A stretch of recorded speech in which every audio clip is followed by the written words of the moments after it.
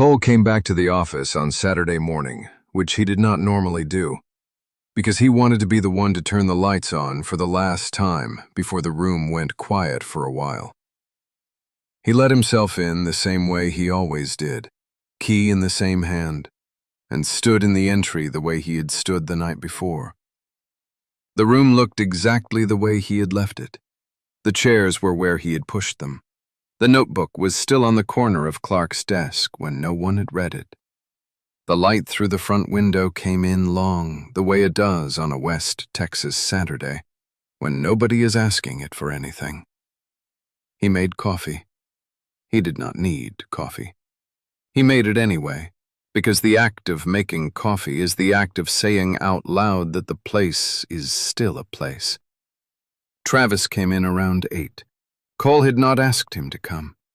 Travis came because Travis was the person who showed up when something was happening, even when nobody had told him something was happening, because he could feel the shape of a moment from across town. "You're closing it up," Travis said. "Putting it on hiatus," Cole said. Travis took that in the way Travis took things in. He nodded once. He poured himself a cup. He sat down across from Cole at the front table and did not fill the room with questions, because Travis was not a person who filled rooms with questions when the answer was already moving toward him at its own pace. The whole point of this, Cole said after a while, was to see if the room could run itself, whether a creative agency could exist as a serial, the way a television show exists as a serial. Whether you could build the world specifically enough, write the characters honestly enough, automate the production well enough, that the thing would feel like a real place to anyone watching. Travis listened. "And it does," Cole said. "It does feel like a real place. Anyone who watched this season knows it does.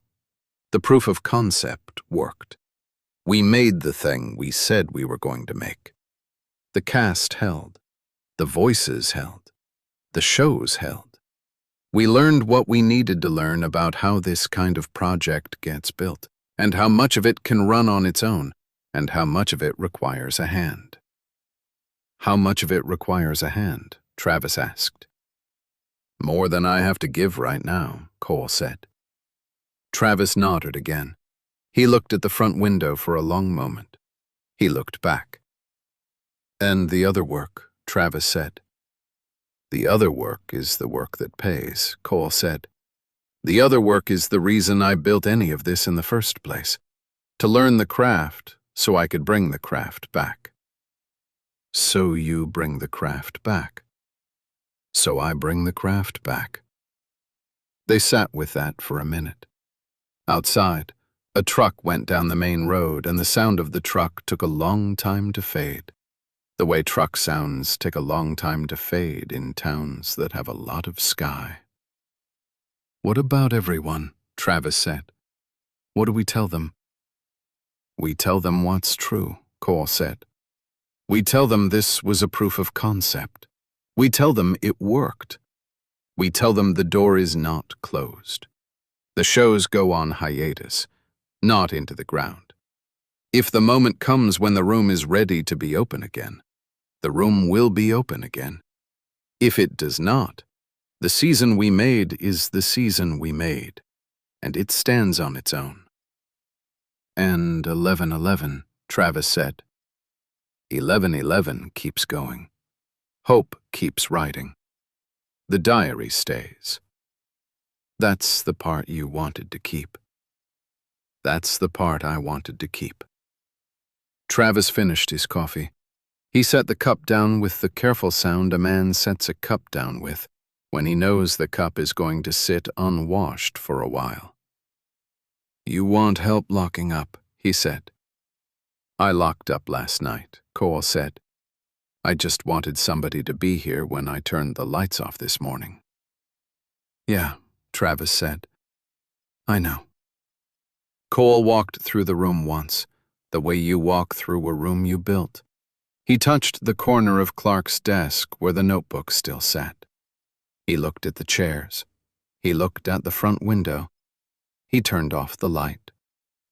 The room did not feel sad. The room felt like a room that had done what it was supposed to do. "Go home," Travis said. "Go do the other work. The room will still be here when you come back." "If I come back," Cole said. "When," Travis said. "Or if. Both fine." They walked out together. Cole locked the door. The key turned the way it always turned, smooth, no resistance. A lock that had been kept right. He stood for a moment with the key in his hand, and then put it in his pocket and got in the truck. The truck started on the first try. He drove the long way out, the way he had driven home the night before, because the long way had the stretch where there was nothing but the road and the sky. And that stretch was the part of the drive that had always told him what was true. What was true was this: the room was good. The room had done its job. The room would still be there. He had other work to do.